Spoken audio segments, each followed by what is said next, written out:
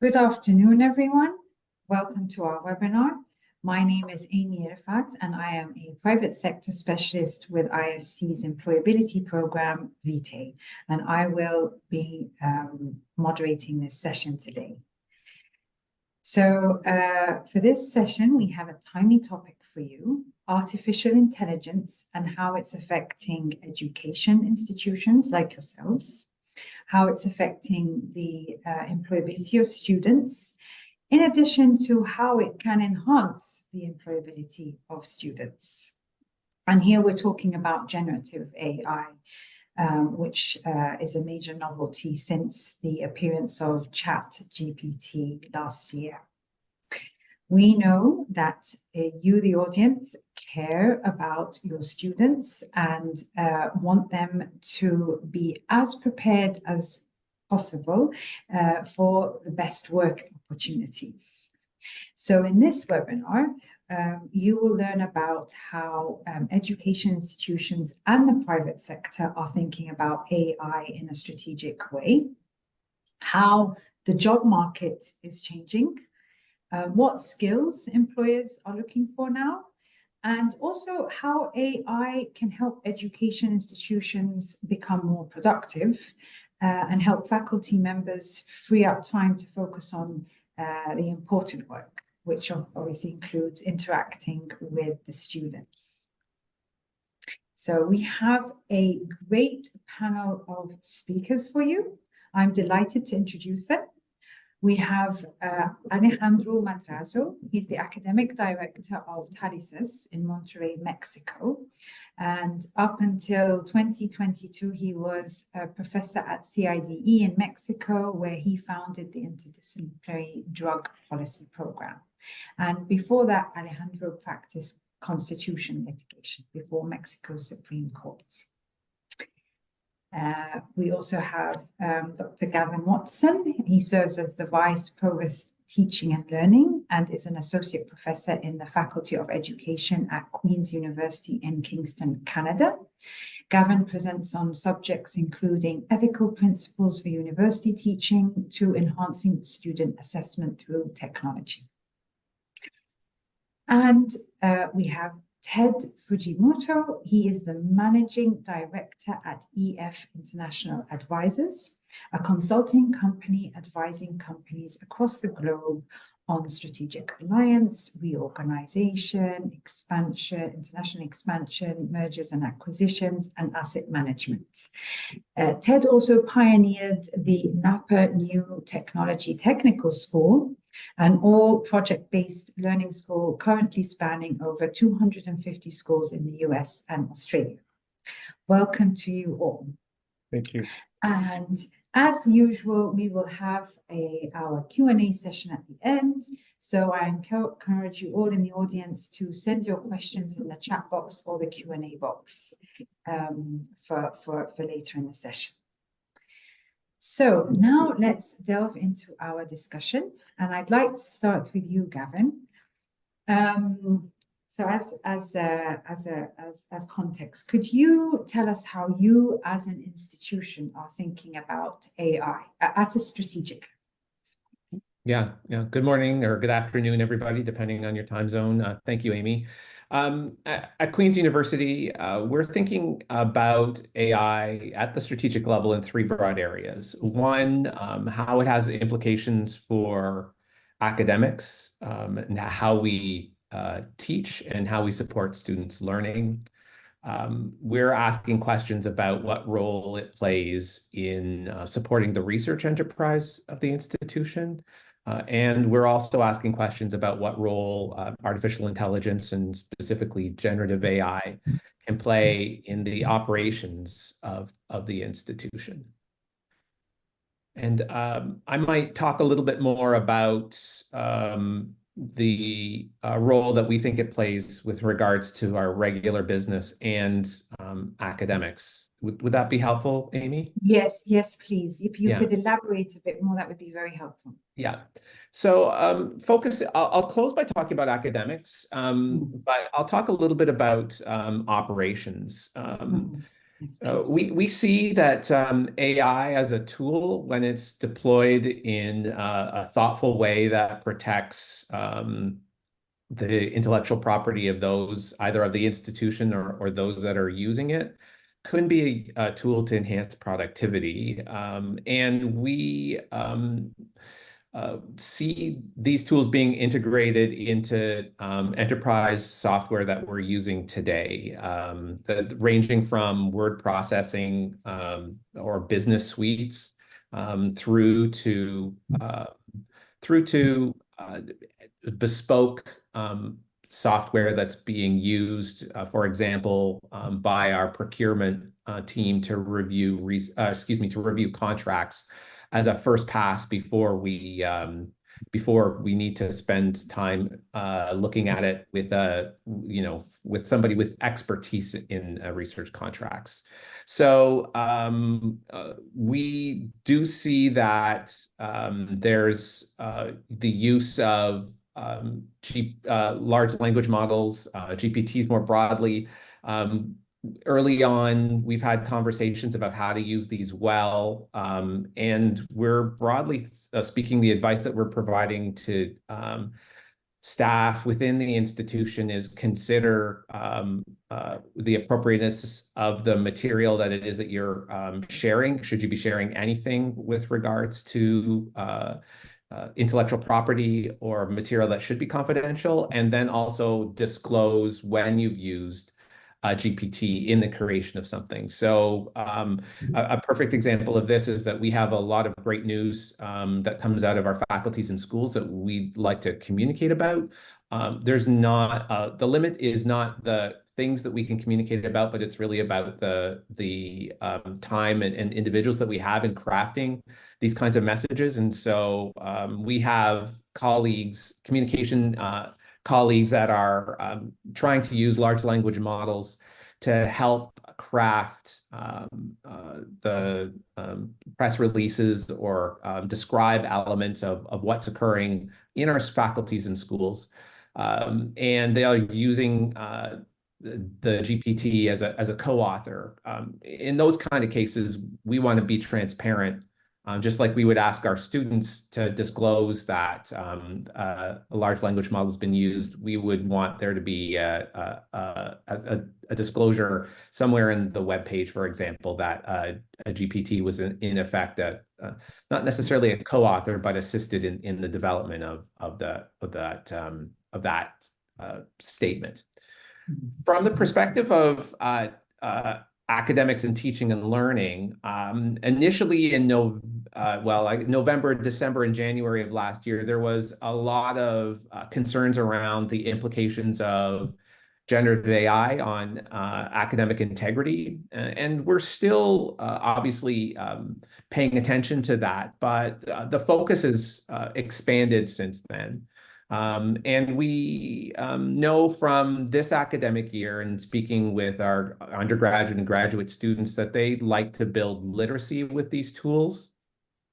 They know that when they graduate, they'll be entering a world as members of a community or as employees where the use of these tools will proliferate, and they're going to have to be conscientious consumers of information and be able to understand how these tools can be used at work, but also how they can consume information in a way that lets them be critical of the material that they're consuming and what may be not true. So we want students to graduate understanding these tools. We want them to know how it works, be able to evaluate the information that it's getting you. There's lots of concern about the notion of hallucination, where these large language models are creating made-up facts. And students need to understand, depending on what kind of questions or problems they would like that they're attempting to address, which of these AI tools they could use to help answer those questions. Most importantly, though, is the notion of cognitive offloading. And this ties back to that the original concerns that we had around academic integrity. These large language models can be used to reduce cognitive workload. You can ask ChatGPT, for example, to help craft a statement or even an essay. While that certainly does improve the speed with which you can create these kinds of things, we have concerns about the entropy of actual academic skills. And so one of the things that we're really thinking about is how we can ensure that students are able to demonstrate the skills and the knowledge that they need to, or that we expect them to, through our academic programs, in a way that ensures that they hold those foundational skills themselves, and those aren't simply offloaded to an AI. So that's, like I said, an ongoing conversation. We're still attempting to delineate where it's appropriate to offload to a GPT and when it should be, the assessment is integral, that we ensure that a human is doing it. And so one of the big elements here is that this is going to require work at not just the individual course level, but at our program levels. And so we want to engage academics in thinking through how assessments need to change. And then finally, what I would say is that academics are starting to think about how these tools can be used within the classroom itself. We're seeing the integration of AI tools in platforms like virtual learning environments or learning management systems. And simply by saying I'm teaching a course on or a module on X or Y, these tools will generate content. I think that's not that's an interesting development that's not entirely unproblematic. And in that, I think humans need to be in the center of all of these kinds of discussions. And especially when it comes to teaching and learning, we need to ensure that humans are the ones that are making decisions about content or assessment. Thank you. And I think that was very helpful, the way you divided it into these three buckets: academics, productivity of the institution, and research, and highlighting the importance of having a human being at the center of this. What would you say then are the benefits and the challenges? I mean, you've already touched upon that quite a bit, but like, to summarize, what would you say are the benefits and the challenges of using AI for you as an institution? Yeah. So from a teaching and learning perspective, I do think that there's opportunities where students can use generative AI to support their own learning. Obviously, I've talked a little bit about the concerns of cognitive offloading or skill atrophy, or students never learning skills. But when you look at the principles of educational or cognitive psychology, there's a lot. We know, for example, that students or humans can learn best through replicating the conditions that they're going to be tested on, and testing and retesting. So there's like a recall effect when you're asked to remember things in the same kind of setting that you would be, that you're going to have to demonstrate your knowledge, that builds stronger learning. And so one of the limitations that's often occurred to this point is that faculty members and instructors simply can't recreate or create the appropriate number of questions or the same kind of setting that they would be creating during a final summative assessment. And so students have had to do this themselves, but there's a workload associated with this. One of the possibilities that I really do think that we can see with tools like generative AI is that they're perfectly suited to be able to create an endless number of questions that will allow students to test their understanding in a similar situation, recall material, and arguably likely would strengthen their foundational understanding of material. So I think that that's one really positive thing that may come out of generative AI. Another thing that we're seeing is that faculty members and instructors are deciding through the ability to train custom GPTs, they're using their own intellectual property. So they're using lecture notes. They're using, if they have recorded lectures, they're training custom GPT on this, and they're providing access to their students to this GPT to ask questions about material. And it certainly doesn't replace humans, but what it does is it provides additional support at times when humans may not be available. You've got a student who's working towards a deadline, is working late at night, faculty member isn't available, teaching assistants are available. There'd be this third party, as it were, who might be able to accurately answer questions related to course content or even the assessment. The challenges that we face are broad, and I don't think we've necessarily addressed them yet. The very first thing is that in the case of GPTs, they're effectively black boxes. We don't understand what's going on inside of them. And that means that if there's bias in the training data, that we're likely going to see that recreated in the outputs. And so it becomes imperative for us as educators to help students understand how these AIs are trained and what bias they may see. There are concerns that haven't explicitly been answered on how the prompts that you provide certain GPTs and the outputs that you get from them, whether they're being used to further train these models and what the implications are for instructors and faculty members' copyright of the material that they might be sharing. I think one of the really important elements that we need to keep in mind is that there's uneven uptake for AI in that there are free tools to use and there are paid tools to use, and we're seeing growing proliferation of this differentiation between free and paid tools, and the paid tools are more powerful. And we know from evidence that they answer questions better, or they can reason in ways that the free tools can't. And so we're going to see it further creates a digital divide either between students or institutions that can pay for these paid tools and those who cannot. And I have concerns about that.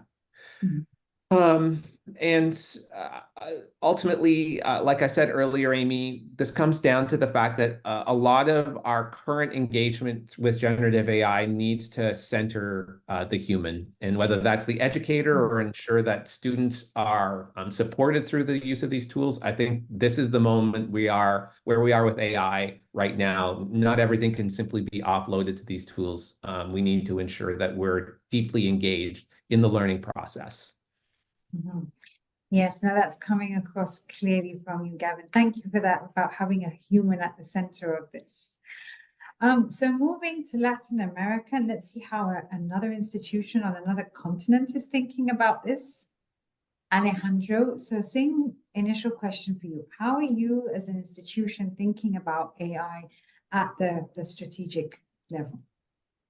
So I think that there's kind of like three different levels or reactions to the eruption of ChatGPT 3 since last year. So the first reaction, and it's kind of like a knee-jerk reaction, was among professors was like, oh my God, students are going to cheat. They're no longer going to write their essays. They're going to do everything through ChatGPT, etc.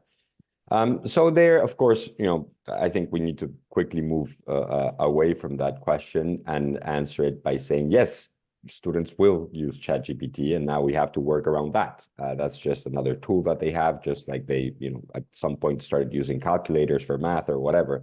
And you have to work around assuming that that is a fact and not really try to contain it, but rather to channel it. And so then the second level of questioning is, so what will this imply for the professors for teaching the students?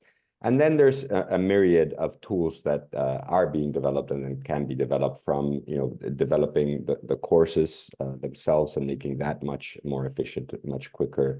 Maybe even allowing for a modular tailoring of certain aspects of a course and having like a standard portion of the course, and then one that is tailored by each professor differently using ChatGPT much quickly, etc. But then there's a third level, which I think is the strategic level that we need to think about, and that is, what does this, the eruption of this technology represent for the organization of the institution? This is a question that I think sometimes we don't even ask. We assume that the university is eternal and that it's been around for 1,000 years, and the shape that it has taken is kind of like the go-to form of organizing an educational institution. That's just there, and that's the way it is. But when you actually think about it, the university is in many ways the response to a specific technology, a technology that was relevant, or that was the key technology for education 1,000 years ago, and that is the book. The book is a specific technology, and it had several important technological problems, starting with replicability 1,000 years ago, right?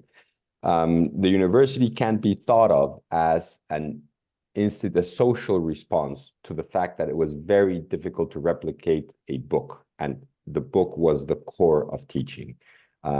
In many ways, you could understand teaching as the reproduction of books.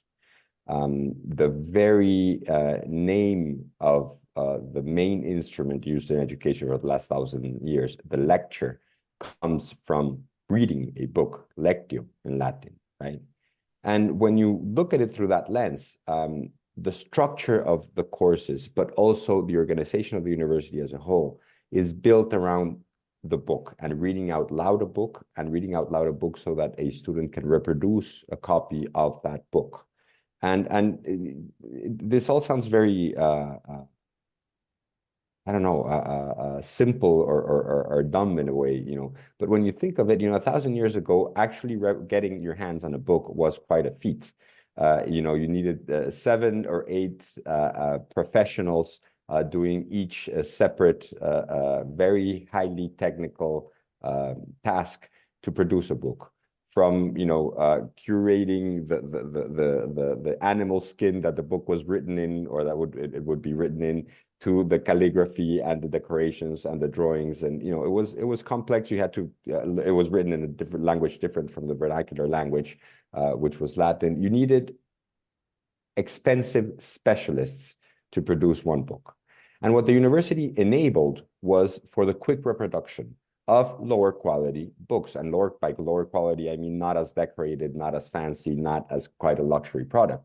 But what a student actually paid for was to be able to go and listen to the book being read out loud, so as to transcribe it, and then listen to the explanations on how to read the book, because the book was written in Latin, written hundreds of years ago, et cetera, et cetera. And the course consisted mostly in studying a book and reproducing a book. Now, what this meant is that you aggregated books, and then you got a course. Once you had copied the books for a specific discipline, you know, for law, the several books that were the canon studies for law, then you had a license to go back and teach that, because you had the books. Which is not needed anymore today. But all of that has been, you know, upturned not only with generative AI, but with the cluster of digital technologies that we have today. So instead of a book, you now have, you know, a cell phone at the center of your educational process. And that is a very different technology from the book. And the main problem with the book, which was reproducing it, is no longer a problem. You can copy paste any text. You can, you know, it's infinite, cheap reproduction. It's not scarce. You know, there was a scarce number of books, you know, copies of books, but also of books that you had to have access to get an education. That is no longer a problem. Overabundance is now the problem. The knowledge, which was basically reduced to the information contained in the book, was discrete. You know, you could study this book, and then this book, and then this book, and the books wouldn't change in hundreds of years. And it was those books that you needed in order to, you know, teach law or teach medicine or whatever. Now that is, knowledge is no longer identified with information. Rather, what we need to do is to, you know, learn skills such as discriminating information, so that we won't buy into a generative language model's hallucinations, as Gavin was telling us that he's concerned with. So instead of having the ability of reproducing information, you now have to discriminate and filter out information. Instead of dealing with scarce information, you have overabundant information. Instead of having discrete information being set out, now it's porous and it's constantly changing, and it's constantly in contact. Instead of the professor having a privileged access to that knowledge information and then transmitting it in a unidirectional fashion, now probably the student has better access to the knowledge that is contained in a cell phone and that it can chat up with ChatGPT than the professor just because of generational issues. So what we need to think about is those big questions. What does this cluster, that's the strategic question, what does this cluster of technologies imply for the deep transformation of the institution that was built around a specific technology that is no longer the technology? Exactly. So given this new situation where you have an overabundance of information and materials actually being interactive with the introduction of AI, what very briefly, what are you focusing on at TALISIS? Like, how are you reacting to this new situation? Well, we're moving. We decided to move relatively quickly on the second level of questioning that I was asking. How should we use generative AI to do our work better, and how will it allow us to do our work more efficiently, and therefore offer cheaper education? So, one instrument that we have been developing is the development of courses. Make it quicker and easier for a professor to develop a course through the use of generative AI. A second one, which I think is obvious everybody's thinking about, is precisely the kind of tutor or chat tutor that has been developed in several places, but we obviously think that that will be very useful. Not only, Gavin was speaking when there's no professor available at 1 a.m. on a Saturday morning. That certainly is a situation in which it would be useful, but I think we need to think of these kind of tools and these chat tutors not only as a tool that will be useful when we don't have the normal capital or educational resources for the student to access, but also to be far more tailored to the needs of the student. Maybe eventually what we will have is like a personal chatbot who is trained in all types of questions as a specific student and knows how to understand where our doubts are in a specific type of course, for example. So a personalized chatbot eventually will be very helpful, not only because nothing else will be available, but because the chatbot will actually know and learn from my questions and learn from my responses to that. So tailoring those chatbots to actually be useful, not as a poor substitute of what we have, but rather as an enhancement of the tools that we have, is something that is very important. That's what we're working on right now at a very practical level and trying to implement that as quickly as possible. But we are taking up the question of how should we reorganize the whole of the institution. And that is a painful question in many ways. And it's going to be a very slow answer, answers will emerge slowly to that question. But we have to keep asking it, because I do think that this is the beginning of a process of transformation of the institution, not only of certain tools and of certain protocols of how we interact with technology, but of rethinking higher education from the ground up. Okay, so in common now, I'm hearing leveraging AI to complement our human resources, and obviously in the longer term, looking at how we need to restructure ourselves. Thank you, Alejandro, for that. So I'd like to look at it from a different perspective now, skills and what employers want. So I'm going to come to you, Ted. Since you sit on both sides of the fence, you represent the education sector through your establishment of a school, and you also represent the private sector, or the employer, as a managing director of a company. So first, I'd like you to briefly tell us why you decided to set up a college or a school, because I think that will be very informative for our audience of educators on how an employer thinks about skills and education. And I think that's going to feed in very nicely into our discussion of how we think about skills, education, and AI. Thank you, Amy. I was smiling when Alejandro was talking about the book, and I remember my parents, one of the prized possessions that we had as a kid was they bought the World Encyclopedia, as if the whole world knowledge could be encompassed in a series of books that were about this wide, right? Man, things have changed. So I have been always an entrepreneur, even as a teenager, and started. I grew up in Napa Valley, and as young people do, I launched a company in Silicon Valley, and later I wanted to relocate it back to Napa Valley, where it's a great culture and great place to live. However, it's basically a farm town, and we could even hire entry-level workers. And there were 6 other biotech companies in that at that time frame that also had the same kind of decision to move to Napa. And we were in a quandary because it's like, we might have to relocate again because we can't grow here. And at that point in time, just kind of magic point in time, the school district was overcrowded, and they were looking for ways that they could improve their connection to the community and businesses. So we had this magic moment in time where they allowed us to create a alternative public high school. And this was not a theoretical exercise for us. We needed employees next summer, not 10 years from now. And so we started the school as 11th and 12th grade. So this is the middle of high school to the end. And if you are a high school kid and you switched in the middle of high school, something's clearly not working for you in your current school. So long story short, we ended up with the first year almost 200 basically C and below failing kids. And we created a school that was completely based around not necessarily technology, but it was around workforce skills, project management, leading teams, figuring out problems, deep, complex problems that no one else has solved before. So all of their work was based around projects, which is we used the protocols that came out of my project teams, which a lot of those protocols made into what is now known as project-based learning.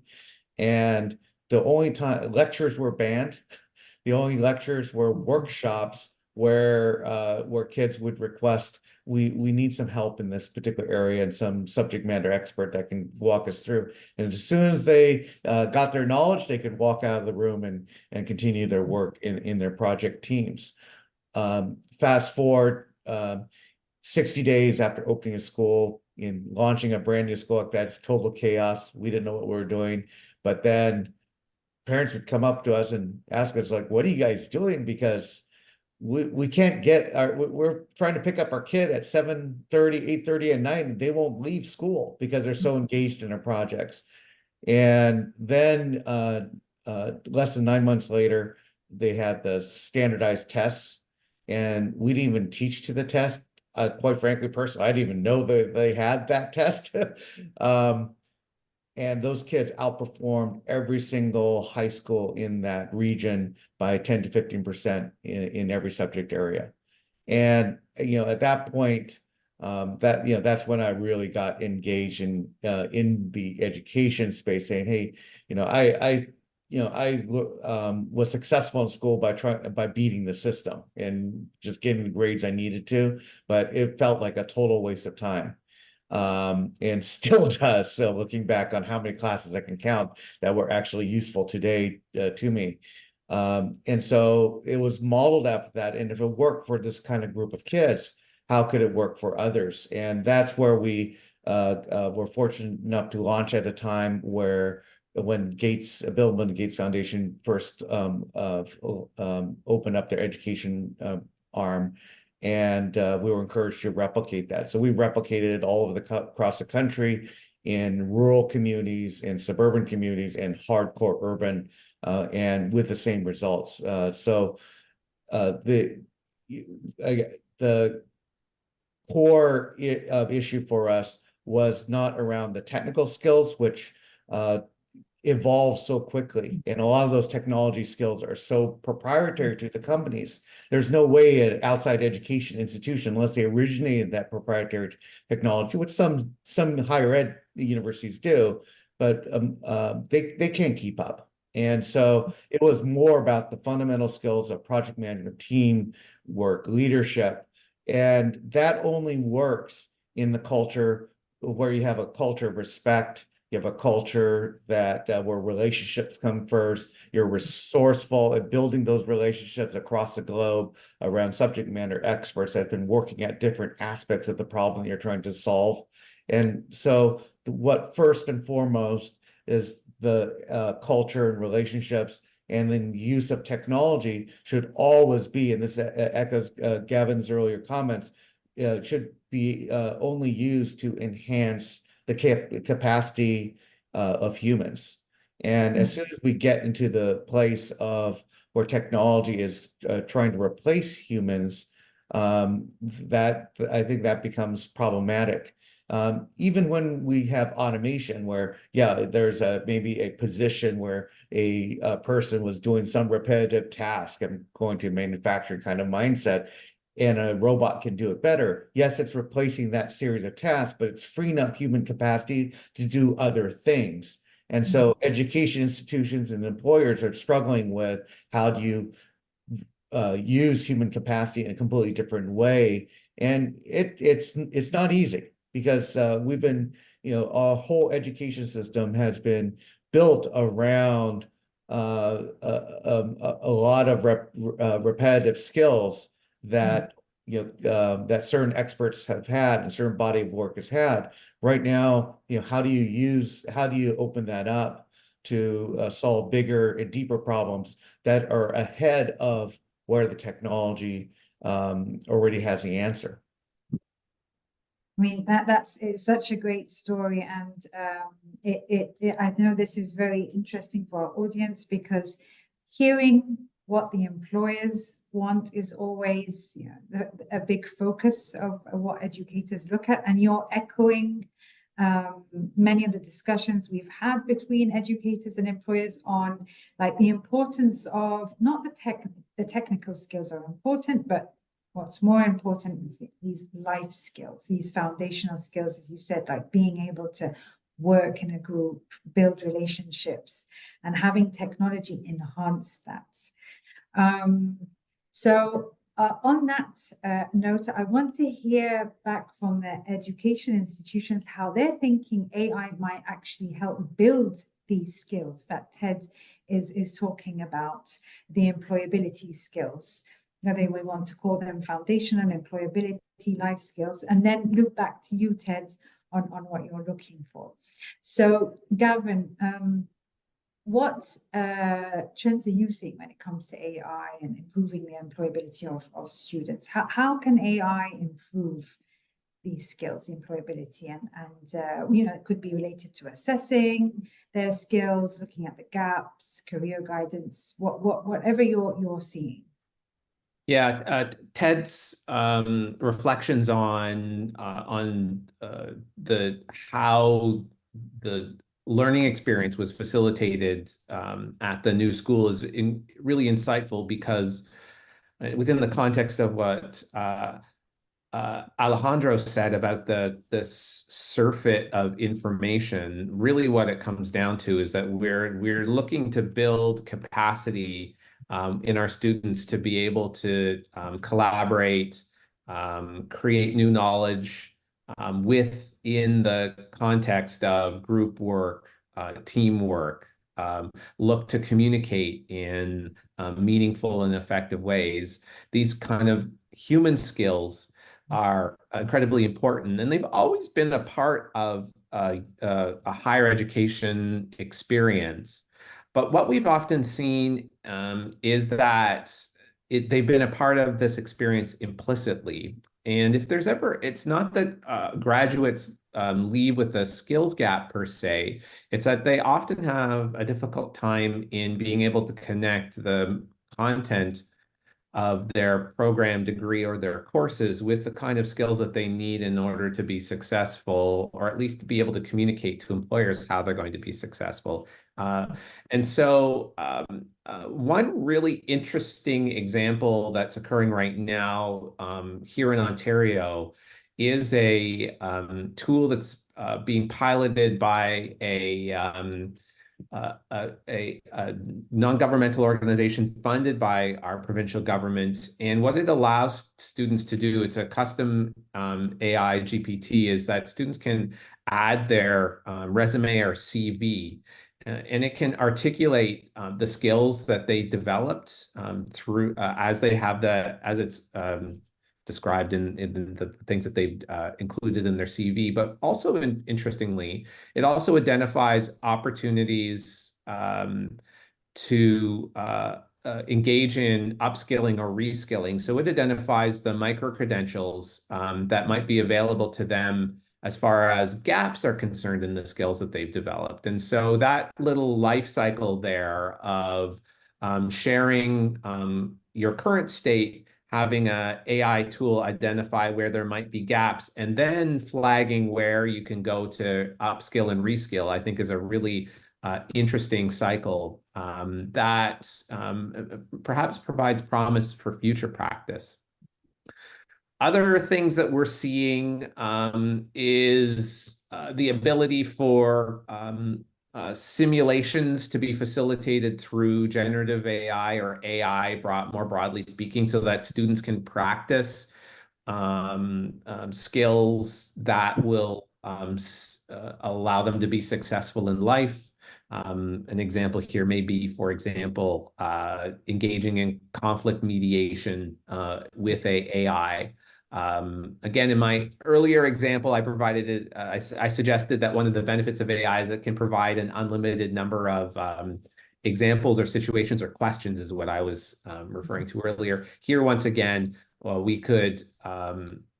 you can definitely, we know that simulation is a rich and meaningful learning experience, but quite often we're limited in our capability to build simulations or facilitate simulations, and so we might be able to scale it differently here. I also have seen that we are getting some tools to assist students in improving their ability to write resumes and cover letters.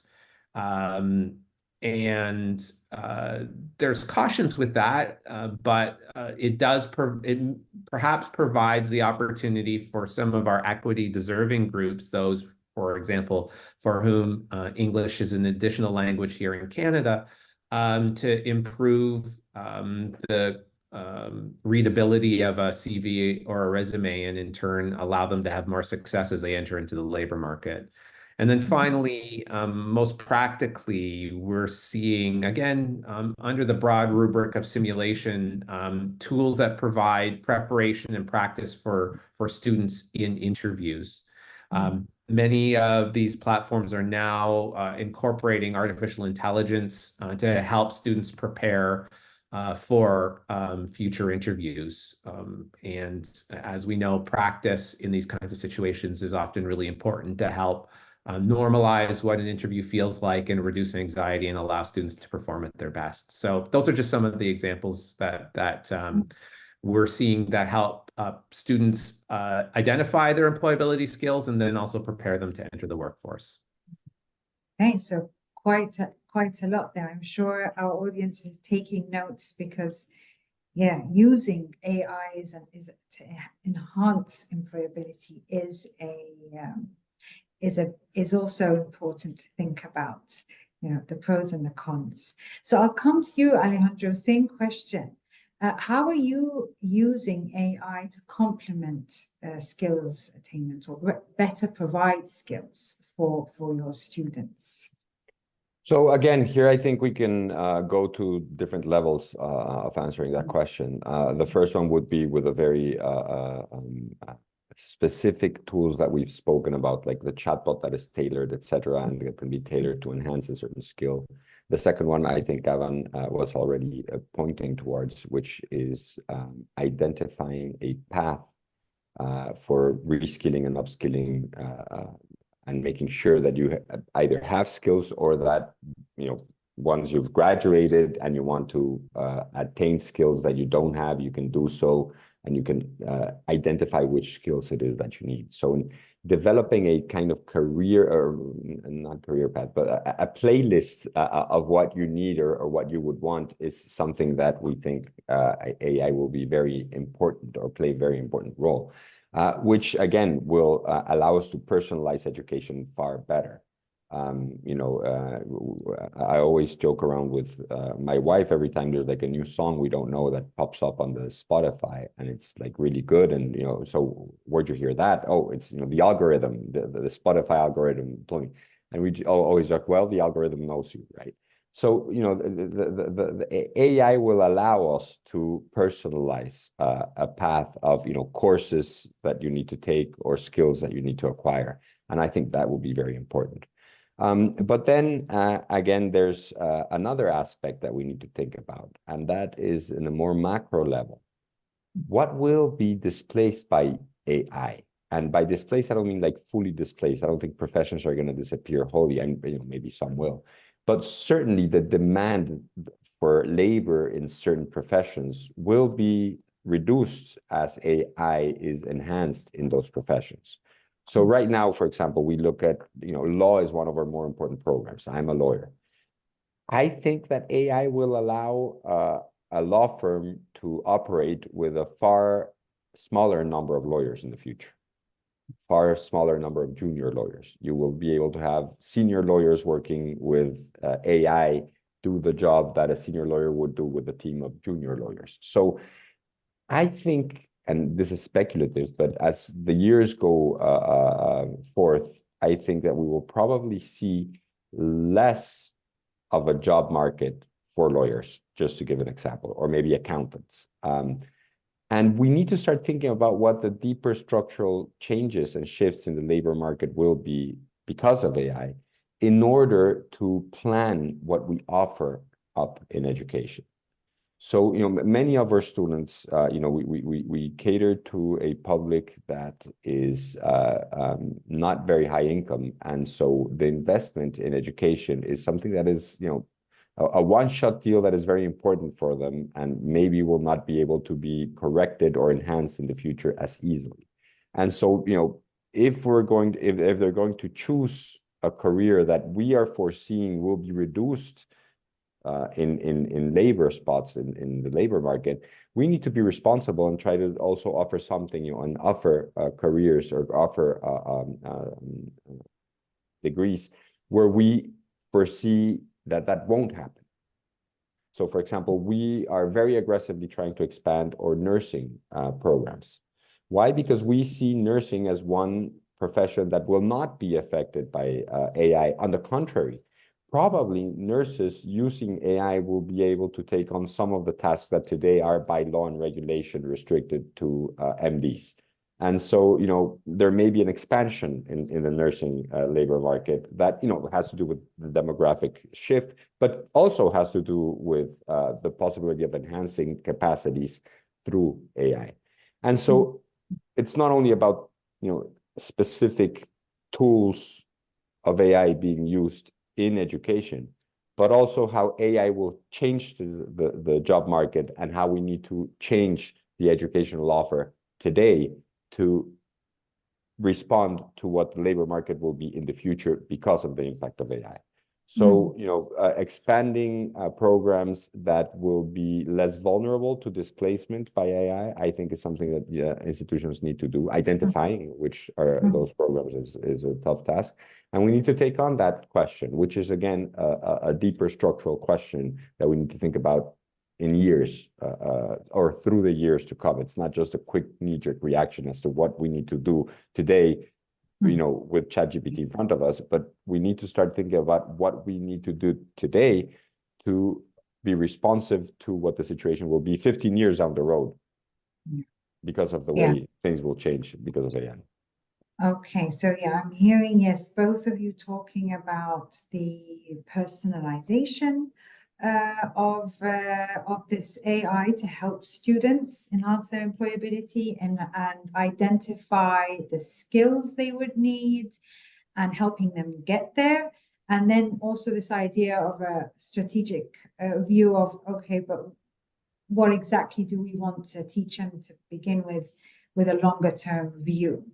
So now let's hear from the private sector or the employer's perspective. So Ted, I'm coming back to you. Are you already seeing changes in the job market as a result of generative AI? And as an employer, what are your needs? Are they different? Would you say they're changing? I think that will help the audience a lot to see the other side of the story.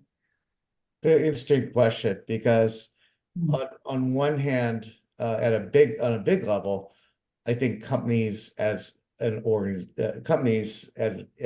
group of people working together are having a hard time figuring out and evolving fast enough. Private sector is not necessarily mean efficient, oftentimes by default. When you talk about public and private sector, you have this notion that privatization always is more efficient. Well, there are winners and losers in the private sector, and the ability to evolve is challenging. And I think there's a couple of areas. How do you repurpose the capacity of your humans to do something more productive? I'll use two examples. One is all of the time that we've spent training kids, learning how to code in specific technical languages, when now you just put in your intent in ChatGPT. If you know what you want, and you tell them, this is the environment I'm working in, this is a tool, you could put something in and it will create the technical statements you need to get that particular thing done. And so the skill set is not knowing the syntax of a programming language, but rather, what is it that you're trying to do? And are you structuring your thought process and your system design in the right way to solve the problem that you're really after? Right? It's just changing the type of thinking you have to do. And the barrier of spending years learning and honing in a specific technical language, you don't need that anymore. It's more about repurposing of, now that that's not the barrier, how can you repurpose your brain to do more sophisticated things that you never dreamed that you could get accomplished? The other side, and this goes to Alejandro's comment about legal, is what's intellectual property, right? And that's a big issue, because on one hand, in the companies, I want them to use whatever tools, whatever knowledge is available to them, whatever resources available to them to solve the problem that we're after as a company, right? Whatever's available. However, what can we claim as our own? That's really tricky. And there's a certain point where, I remember just 10 years ago, we had to, hand develop patents, right, and get them filed. And on the other side, the patent office is manually reviewing these things and awarding them. Well, think about today. ChatGPT probably could write a patent application faster and more accurately than most lawyers can at this point. So, and it's going to accelerate. And on the other end, and the patent office, who's going to evaluate that? Is it going to be AI that's identifying what is patentable or not? So it becomes very murky in that area, and that's where we're seeing a segregation of and policies of what intellectual property of thought process, a process that we have that we do not want introduced into any public domain AI, and it can be only our own type of thing.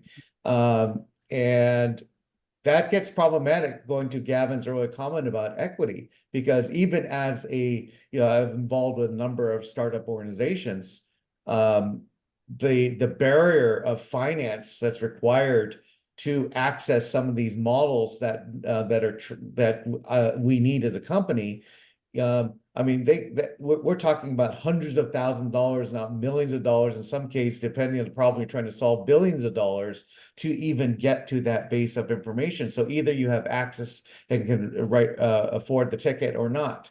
And so it's a equity. We often talk about equity among students and socioeconomic, but there's equity on a startup versus the bigger companies and just the notion of innovation. So those are the things that you struggle with as a company in different stages of life, but also within the workforce in there. And how do you rapidly evolve the use of the human brain and the spirit of humans to now be unencumbered in ways, but then they have to repurpose it, and that's a really hard learning curve that doesn't happen overnight. And quite frankly, it feels like AI. I mean, it's amazing we're having this conversation because ChatGPT got introduced last year, and look where we are now. So AI is evolving faster than we're capable, and even companies are capable of fully understanding.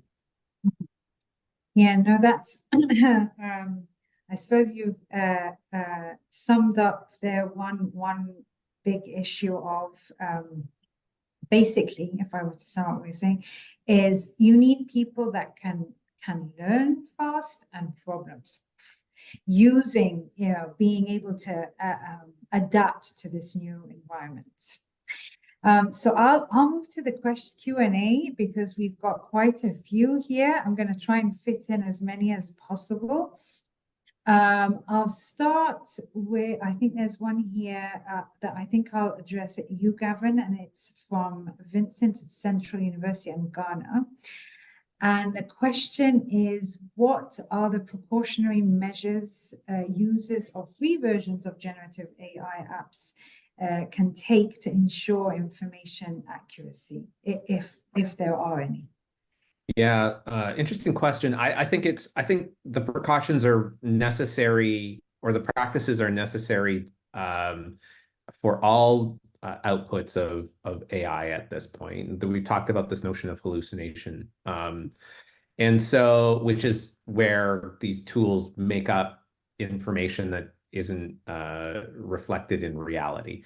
And so to the question of what precautionary measures we should take, we need to be building, and so perhaps the skill is even more important than ever before, the ability to have critical thinking and critical thinkers, meaning that you look at outputs and ask the question if this is what you'd expect, if there's identifying elements that tend to be incorrect. And so it's a bit of a vague answer. I acknowledge there is no one right way to approach this, but really it's about taking those analytical and critical thinking skills and applying it to the output and asking oneself, what makes sense here and what do I need to check or double check?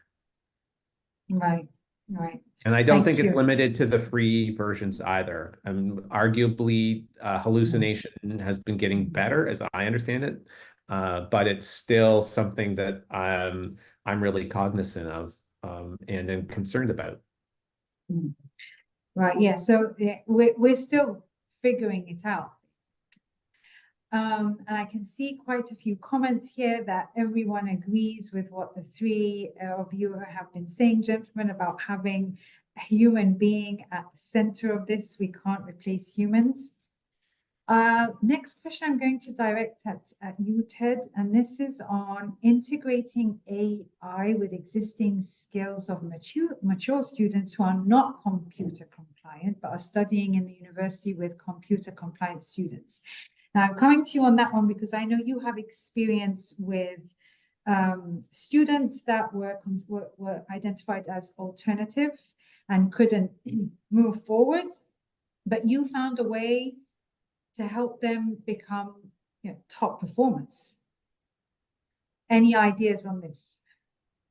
I think that's the beautiful part about ChatGPT is the discoverability of information, and the simulation of information has gotten easier. So it doesn't take much skill set to ask a question, even in an imperfect way, and get back, some pretty interesting answers.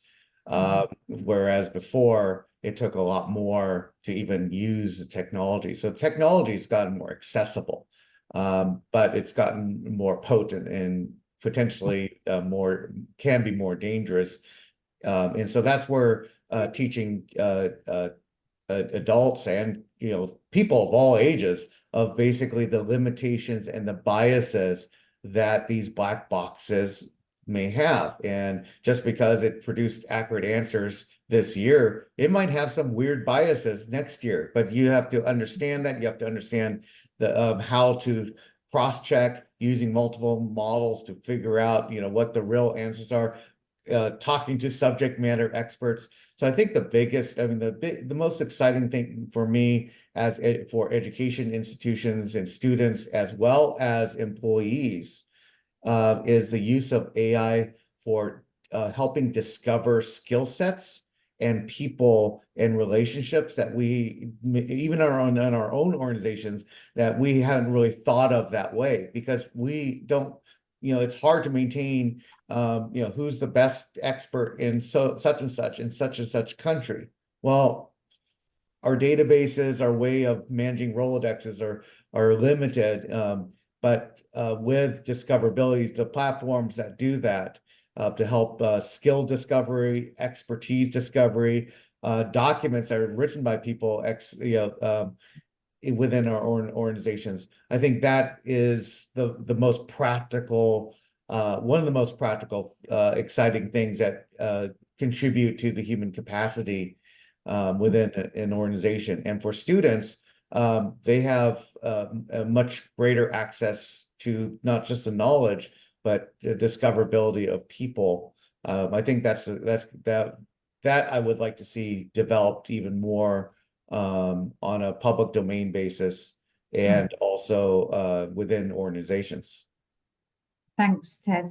And I know we're running over time, but because we have so many questions, I'm just going to risk it with one more question I'd like to address to Alejandro, because I know you have some views on this, on bias, AI and bias. And what do you, very briefly, what do you have to say about that? And like, how do you suggest addressing it? If you can give a 1-minute response, because we'll have to wrap it up. Bias is one of the key questions we have to face when facing AI. I mean, let me put it this way. So AI is in many ways, or one of the models on which AI is built on our neural networks. And that means that it's shaped by experience and by the track that it follows. And our experiences are biased and are a source of bias. And the experience of a language model that is operating is also a bias. It's a larger bias because it can process far more information, but it's nonetheless subject to the bias, to what information is being fed to it, to what its sources of information it is looking to, and to the responses that are biased on the humans that the model is interacting with. Oh, I don't know why that happened. I'm sorry about that. AI, recognize a hand gesture. Yeah, some hand gesture. There you go. You have one yourself. So we need to be very attentive to this, because biases will be also enhanced, and there's going to be an enormous potential. And I think it's one of the key issues that we need to monitor, how biases affect the development of the AI models. And we need to identify when that is happening and kind of like interrupt it quickly and soon enough. But again, it's maybe, and this is the hopeful note, because it is so enhanced, it will be far more visible to us when we see the bias in AI. And maybe we will learn something about our biases in seeing them projected and expanded through AI. So it's a two-way situation. We need to be careful because there will be bias. It is not an unbiased tool, but we can also learn about bias through the use of, by using AI, but also through the use of AI and what that reflects. And so it's going to be a rich debate, and it's going to be quite a minefield to walk through our biases and see our biases projected through AI. Well, on that, I'd say positive note, and being able to see we have to wrap up. I wanted to say thank you to our speakers, Ted, Alejandro, and Gavin, for taking the time to share your knowledge and experience. You've obviously sparked a lot of interest in our audience. Sorry we couldn't get to all the questions. Just to answer one of them, we will be sending out a recording, so yes to that. Thank you everyone for joining. I hope you found this helpful in your thinking as an institution moving towards integrating AI and using it. And if you have any questions about the IFC Vitae program, on how we could help you, the employability of your students, please don't hesitate to contact us. Thank you very much, everyone, and bye for now.